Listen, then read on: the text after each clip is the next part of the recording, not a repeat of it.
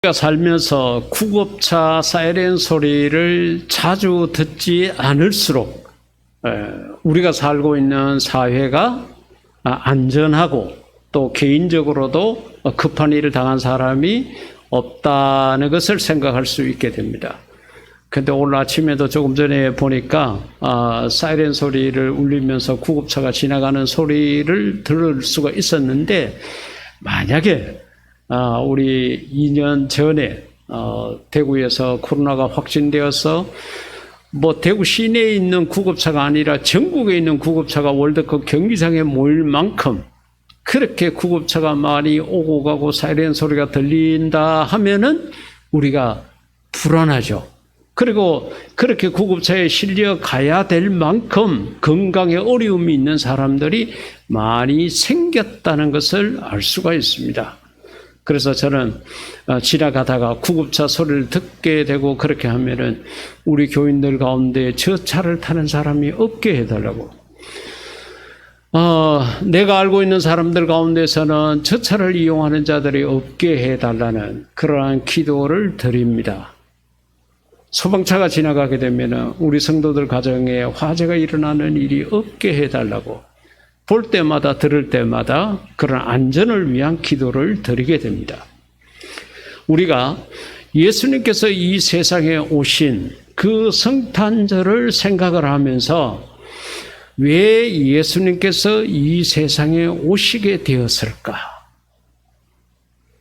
우리가 통상적으로 알고 있기로는 우리를 구원하기 위해서 오셨다. 예, 그것이 맞습니다. 그러나 더 나아가서 왜 하필이면은 외아들 대신 예수님께서 오시게 되었느냐, 그걸 깊이 생각해 볼 필요가 있습니다. 그래서 오늘 읽었던 이 본문 속에서는 예수님께서 이 세상에 오셨을 그때에 우리 인간들의 마음이 얼마나 죄악스러웠는지를 보여주는 한 사건이 있습니다. 그래서 오늘 본문 16절 이하 말씀 가운데 보면은 이에 헤롯이 박사들에게 속은 줄 알고, 그렇죠. 예수님께서 이스라엘의 왕, 유대의 왕, 구세주로 태어났다는 사실을 가장 먼저 발견한 사람들이 우리가 알고 있는 대로 동방 박사들이었습니다. 그러니까 그들이 예수님을 발견하기 전에 헤롯 왕을 만났습니다.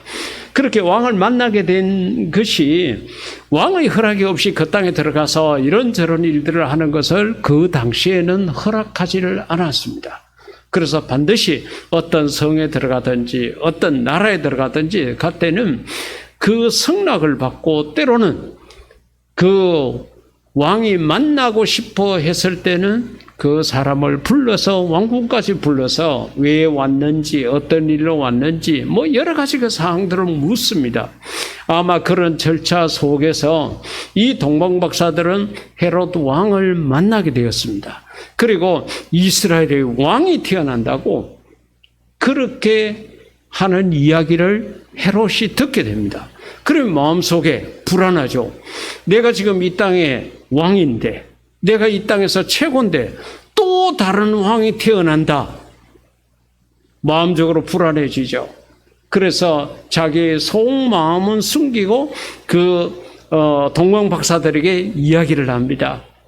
나도 그 왕에게 경배하고 싶으니까 만약에 그 아이가 태어난 것을 알게 되면은 저에게도 가르쳐 주세요.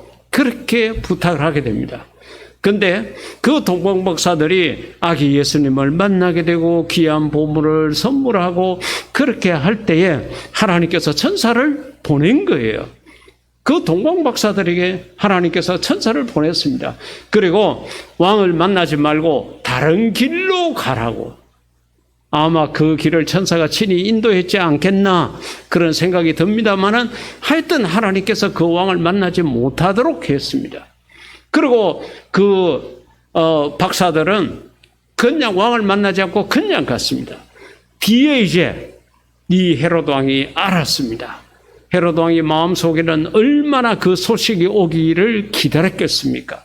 아무리 기다려도 안 오고 수소문을 해보니까 이미 그 박사들은 떠났다는 것을 알은 거예요. 그래서 헤롯이 박사들에게 속은 줄 알고 심히 노하여, 여러분 왕이 화가 나면은 이거는 뭐 한 개인의 문제가 아니라 전 국가에 그 영향이 미치게 됩니다. 그런데 여기서 왕이 노하여도 보통 노한 게 아니라 심히 노했다. 얼마나 왕이 화를 냈는지를 우리가 짐작할 수 있어야 됩니다. 그렇게 화를 내고 낸 다음에 베들레헴과 그 모든 지경에 있는 사내 아이를 박사들에게 자세히 알아본 그때를 기준하여, 그러니까 그 동방 박사들이 언제 자기를 만났는지를 계산을 하고, 그 다음에 그때를 기준해 가지고 2살부터 그 아래로 다 죽였다. 사실은 2살까지 안 해도 되죠. 1살이면 족하지 않습니까? 근데 얼마나 헤롯 왕이 다급하고 조급하고 얼마나 화가 나고 그렇게 했는지, 그때를 기준으로 해가지고 2살 미만의 남자아이들은 전부 다 죽이라고 그같이 이야기를 했습니다. 여러분, 죽는 아이들이 무슨 죄가 있습니까? 무엇을 잘못했습니까? 베들레헴을 중심으로 해가지고 그 주변 지역에 태어났다는 것 외에는 아무런 이유가 없습니다. 그리고 자식을 죽이는 그 현장을 보거나 자식을 죽이기 위해서 끌고 가는 그 모습을 본 그 부모들의 마음은 어떠했겠습니까? 그만치 인간이 악했습니다. 예수님께서 이 세상에 오실 그 당시에 우리 인간들은 그렇게 죄악스러웠다는 거죠. 지금으로부터 2000여 년 전인데 그때 인간이 그렇게 악했는데, 그러면 지금은 우리가 좀 더 착하고 선하고 진실되었느냐? 아니죠. 날이 가고 시간이 갈수록 점점 더 악한 모습을 우리 인간들은 나타내 보이고 있습니다. 아마 지금의 부모 세대보다는 그 자식의 자식들 대대로 내려가면 내려갈수록 인간들은 더욱더 악해질 수밖에 없을 것입니다. 세상의 어두움에 죽은 자들이 모든 세상의 권력을 가지고 모든 힘을 가지고 세상을 자꾸 악하게 만들어 간다는 거죠. 그러니까 예수님께서 이 땅에 오실 그 당시에 인간들의 마음이 얼마나 악했느냐. 이게 어느 날 한순간에 헤롯 왕이 이렇게 한 것이 아니라 그 전부터 인간들은 악하고 계속 악해왔겠죠. 그런데 그 악한 모습이 실제적으로 권력자들에 의해서 나타난 것이 바로 이 본문 16절 이하에 있는 말씀이라는 것입니다. 그래서 이러한 사실을 선지자 예레미야를 통해서 이미 예언했다는 것을 17절에 이야기를 합니다. 이에 선지자 예레미야를 통하여 말씀하신 바, 하나님께서 선지자를 통하여서 이야기를 했는데 18절에 보세요. 라마에서 슬퍼하며 크게 통곡하는 소리가 들리니, 그러니까 이것은 이스라엘 백성들이 바벨론으로 포로로 끌려가는 그 과정 속에서 일어나는 슬픈 일을 이야기를 합니다. 크게 통곡하는 소리가 들리니 라헬은 아기를 낳지 못하는 여인이지 않습니까?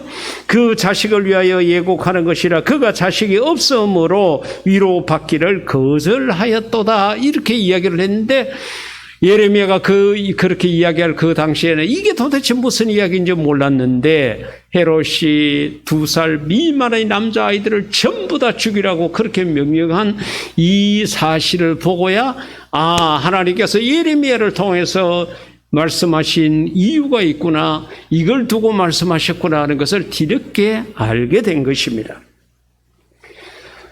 바울은 로마에 있는 교인들에게 편지를 하면서 그렇게 이야기를 합니다. 세상에 의인은 없나니 하나도 없다고.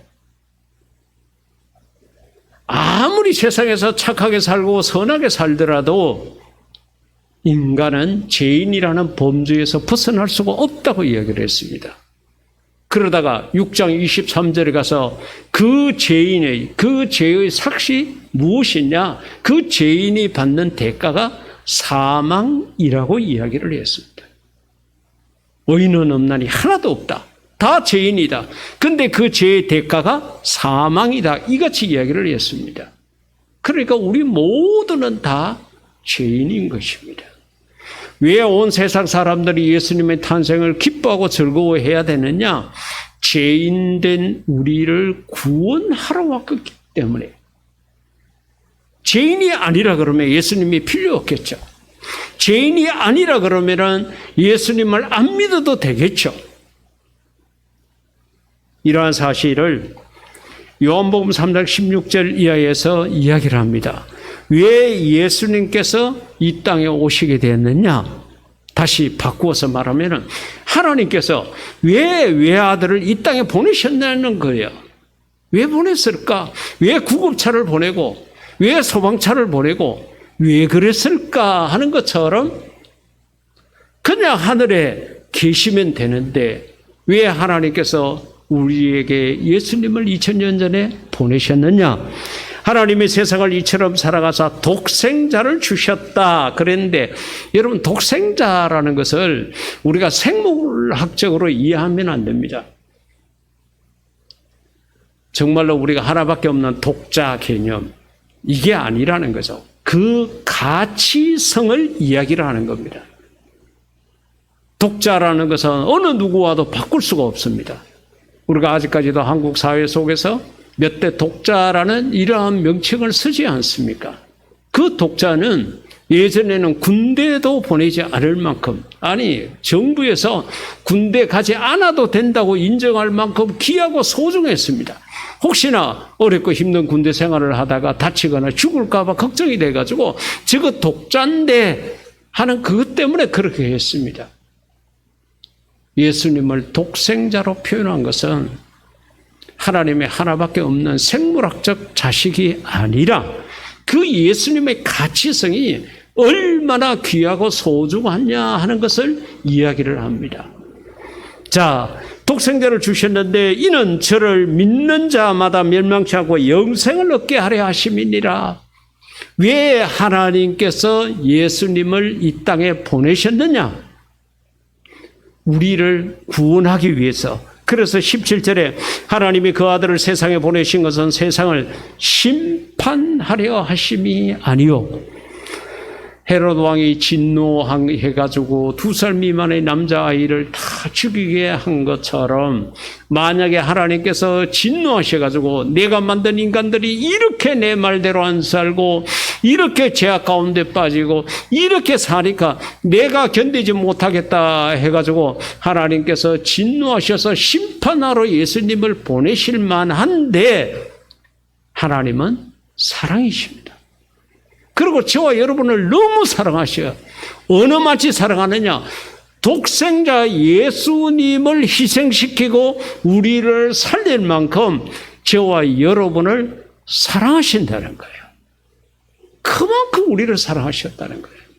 그래서 여기서 하는 이야기가 심판이 아니라 저로 말미암아 예수님으로 말미암아 세상이 구원을 받게 하려 하심이라. 하나님께서 그 예수님을 이 땅에 보내신 것은 인간의 행위를 보면은 충분히 가서 심판을 좀 해라. 저것들 절대로 그냥 두지 말라고 그렇게 말할 수 있겠지만은 하나님은 헤롯과 같은 인간이 아니십니다. 사랑이세요.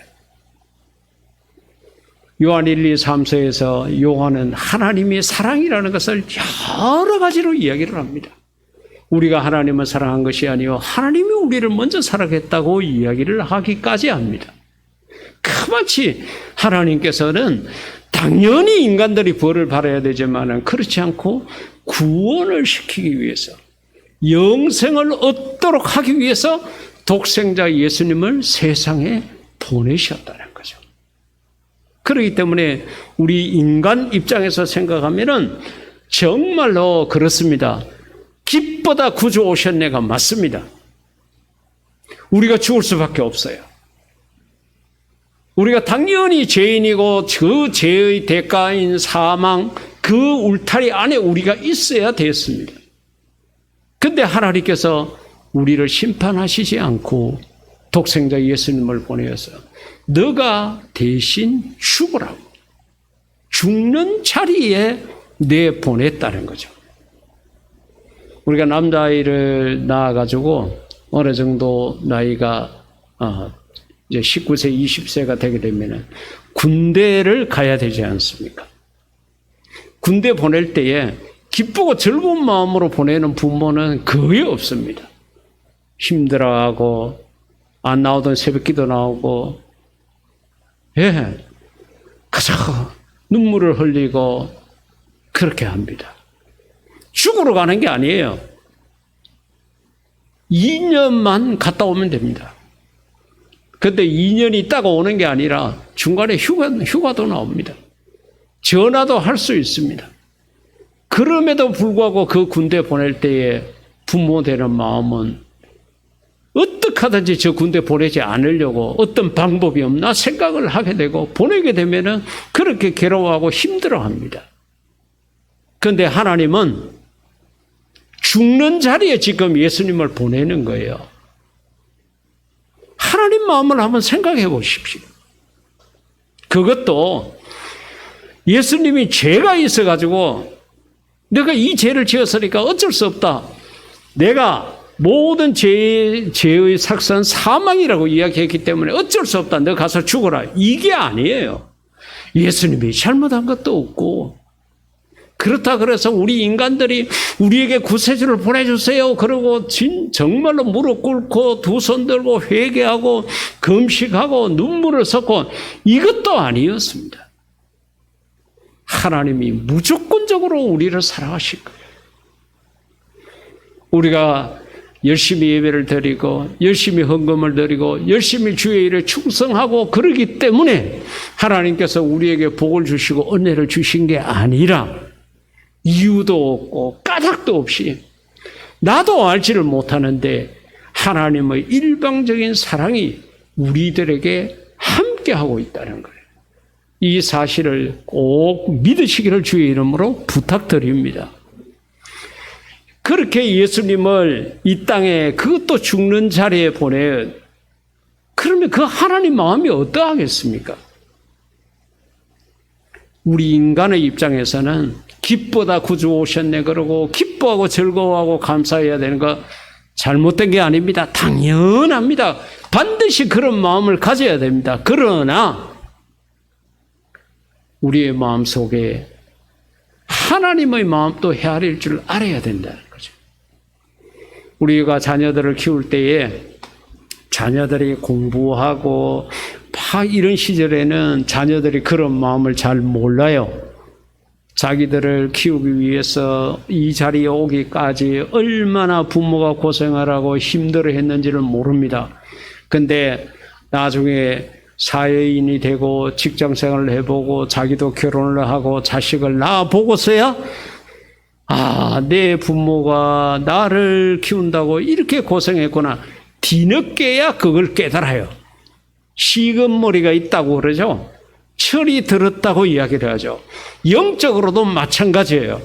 믿음이 어릴 때에는 하나님의 이 사랑을 몰라요. 하나님의 이 마음을 헤아릴 줄 모릅니다. 그저 기쁘다 구주 오셨네, 나 구원받았네, 나 기뻐하겠네, 막 자기 중심으로 모든 것을 생각합니다. 그러다가 어느 정도 영적으로 성숙하게 되면서 이제는 내 중심이 아니라 하나님 중심으로 하나님 아버지의 마음이 어땠을까? 왜 예수님께서 이 땅에 오셨을까? 하나님께서 왜 예수님을 이 땅에 보냈을까? 그 하나님의 마음이 어떠했을까? 영적으로 성숙되었을 때야라만 이 하나님의 마음을 헤아릴 수 있는데 오늘 이 예배를 드리는 저와 여러분은 우리 아버지의 하나님의 마음을 헤아릴 줄 아는 그런 영적 자녀가 될 수 있기를 주의 이름으로 부탁드립니다. 예수님께서 이 땅에 오셔서 결국은 우리의 죄를 대신해서 십자가에 못 박혀 돌아가시게 됩니다. 어떻게 보면 예수님께서는 이 땅에 죽으러 오신 거예요. 그래야 우리를 구원할 수 있기 때문에 그랬습니다. 예수님께서도 그 겟세마네 동산 그곳에 가는 그 걸음 한마디 한마디, 그 한 걸음 한 걸음 힘든 걸음이었습니다. 감난산에서 기도하실 때도 역시 그러했습니다. 내 마음이 민망해서 죽게 되었다고. 차라리 앞길을 알 수 없는 인간 같으면은 오히려 모르니까 편할 수 있습니다. 근데 예수님께서는 어떤 과정을 거쳐서 어떻게 당신이 죽을 것이라는 것을 환하게 다 알고 있습니다. 그러니까 더 괴로웠겠죠. 내가 이제 조금 있으면 로마 군인들에게 붙잡혀 가게 되고 밤새도록 채찍질을 당하게 되고 그 다음에 내가 십자가에서 달려서 비참하게 죽게 될 것이라는 것을 훤하게 알고 있습니다. 그리고 제자들 가운데 베드로가 나를 3번 부인할 거라는 것도, 가룟 유다가 나를 팔 것이라는 것도, 내가 십자가에 달렸을 때 요한을 제외한 나머지 모든 제자들이 다 나를 버리고 돌아갈 것이라는 것도 훤히 알고 계시면서 그 제자들과 더불어서 최후의 만찬의 시간을 가지시고 정말로 자기 사람을 사랑하시되 끝까지 사랑하시는 그런 모습을 예수님이 보이신 거예요. 차라리 그런 걸 모르면 더 편할 수 있었는데 그 모든 것을 아시면서도 저와 여러분을 구원시키기 위해서 그 십자가의 길, 그 험난한 가시밭길을 가셨다는 거죠. 그 예수님 마음이 얼마나 괴로웠겠습니까? 십자가의 그 고통, 육체적 고통은 오죽했겠습니까? 그리고 외아들이 이 땅에 가서 그렇게 구원의 역사를 이루기 위해서 그 고통을 당하는 그 모습을 보는 아버지 하나님의 마음이 어떠했겠습니까? 군대 아들을 입대시키기 위해서 데리고 가서 환영식을 하고 이제 마침내 모든 순서가 끝이 나고 아들이 부대 막사로 돌아가는 그 모습을 보는 부모의 마음, 경험해 보신 분들은 다 알지 않아요. 그런데 하나님은 그 독생자가 죽는 그 모습을 보셨다는 거죠. 그래서 마태복음 27장 45, 6절 가운데 하나님의 마음이 이랬을 거라는 것을 알 수 있는 구절이 나옵니다. 낮 12시부터 오후 3시까지 온 땅이 어두워졌다. 예수님께서 이제 십자가에 달렸을 때에 오후 3시쯤 예수님은 큰 소리로 엘리 엘리 라마 사박다니 하고 외치셨다. 이 말씀은 나의 하나님 왜 나를 버리셨냐고. 두 가지를 알 수 있습니다. 예수님은 하나님을 향해서 왜 나를 이런 자리까지 보냈습니까? 내가 너무 괴롭습니다. 내가 너무 고통스럽습니다. 왜 나를 여기에 보냈습니까? 라고 아람어로 엘리 엘리 라마 사박다니 그같이 부르짖었어요. 그 소리를 듣는 하나님 아버지는 얼마나 마음이 괴로웠던지 낮 12시부터 오후 3시까지 온 땅을 어두워지게 했다는 거죠. 온 세상이 캄캄하도록 했다는 거예요. 이것이 하나님의 마음을 나타내주는 모습이라고 생각할 수 있습니다. 하나님이 전혀 기쁘고 즐겁지 않아요. 밝은 태양, 따스한 햇살? 아니에요. 하나님도 우리와 같은 감성을 가지신 분이기 때문에 괴로워할 줄 알고 하나님 또 눈물을 흘리고 하나님 또 통곡하시고 때로는 하나님이 진노하시는 감성을 가졌다는 거예요. 그러니까 그 자기가 보낸 그 외아들이 저렇게 십자가에 달려서 고통 중에서 왜 나를 버렸냐고 아버지 하나님을 향해서 그와 같이 소리 지르는 것을 하나님이 다 들었을 때에 하나님의 마음이 찢어질 듯 했다는 거예요. 그래서 온 세상을 다 깜깜하고 어둡게 했다는 것입니다. 영적으로 성숙하게 되면은 이러한 아버지 하나님의 마음을 이런 구절을 통해서도 우리가 알 수 있게 될 것입니다. 우리가 학교에 학부모인데 내가 자식을 학교에 보냈는데 내가 학교를 자주 가야 된다는 것은 내 아들이 학교에서 정상적인 생활을 못하고 있다는 거죠. 때로는 폭력을 저지르고 때로는 비도덕적인 행동을 하고 이러니까 자꾸 부모를 오라고 하는 겁니다. 예수님께서 2000여 년 전에 오셨는데 또다시 예수님께서 이 세상에 오시게 한다면은 이 세상은 지금보다도 더 악한 죄 가운데 빠졌다는 것을 알 수 있습니다. 우리가 죄를 짓지 않고 살 수 있는 길은 없습니다. 조금 전에 말씀드린 것처럼 로마서 3장 23절 말씀처럼 모든 사람이 다 죄인인 거예요. 죄를 지었기 때문에 죄인이 아니라 죄인이기 때문에 죄를 짓는다고 시편 기자가 그같이 얘기를 했습니다. 그렇다면은 오늘 우리가 예수님이 다시 이 세상에 오시지 않도록 하기 위해서 우리가 해야 될 건 무엇일까요? 회개입니다. 지은 죄에 대한 회개. 철저한 회개. 왜 코로나가 아직까지 종식되지 않고 왜 또 새로운 바이러스를 통해서 우리가 이렇게 고통을 당하고 있어야 될까요? 이 문제를 해결할 수 있는 가장 근본적인 게 무엇일까요? 회개입니다. 하나님 앞으로 돌아가야 됩니다. 우리의 잘못된 걸음을 돌이켜야 합니다. 내가 지은 죄를 자백하고 시인하고 고백해야 합니다. 내 생각을 바꾸어야 됩니다. 내가 하나님 말씀대로 살려고 최선을 다해야 합니다. 그렇게 할 때에 예수님이 다시 이 땅에 오시지 않아도 됩니다. 그러나 우리가 계속적으로 죄 가운데 빠져 있고 죄에 대해서 뻔뻔함을 가지고 있고 회개할 줄 모르고 자백할 줄 모르고 시인할 줄 모르고 모든 것을 남의 탓으로 돌리고 나는 의인인 양 행세하고 있는 한은 예수님은 또다시 오셔야 될지 모릅니다. 믿는 우리가 이 성탄절을 맞이하면서 예수님이 또다시 오시지 않도록 해야 합니다. 나부터 돌아서야 되고 내가 돌아서야 됩니다. 남을 생각할 겨를이 없습니다. 내가 돌아서고 믿는 우리가 돌아설 때에 다른 세상 사람들도 저 하나님을 믿는 사람들이 저렇게 하는 거 보니까 무엇인가 답이 있는 모양이다. 저기에 소망이 있다. 저기에 희망이 있다. 그러고 그렇게 그들도 따라올 수가 있습니다. 성탄절 지내면서 기쁘다 구주 오셨네는 우리가 지금까지 해왔잖아요. 우리 입장에서만 생각해서 기쁠 수밖에 없죠.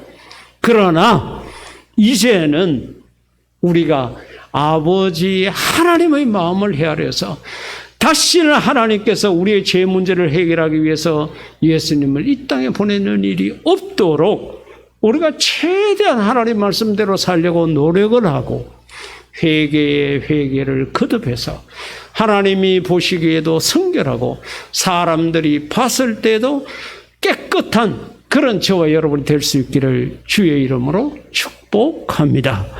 이 시간 우리가 다 같이 하나님 앞에 기도할 때에 우리가 하나님 앞에 미처 회개하지 못한 죄를 두고 다 같이 기도하시겠습니다.